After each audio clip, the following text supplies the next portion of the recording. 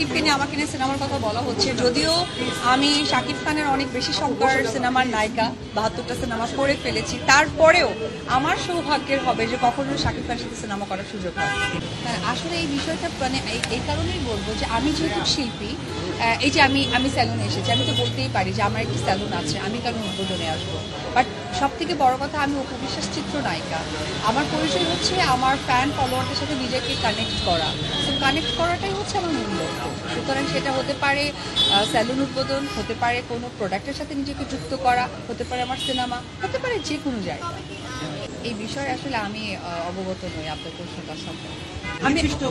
আমি একটা কথাই বলি, এখন যদি এখানে একটা সরকারি হসপিটাল থাকে আর সেখানে যদি মনে করেন ওই এলাকার মধ্যে একটি মাত্র হসপিটাল, আমি যদি অসুস্থ হই আমাকে চিকিৎসা নিতে যেতে হবে, তার মানে আপনারা আমাকে ব্লেম দিতে পারবেন না যে আপনারা কেন সরকারি হসপিটালে গিয়ে চিকিৎসা নিলেন।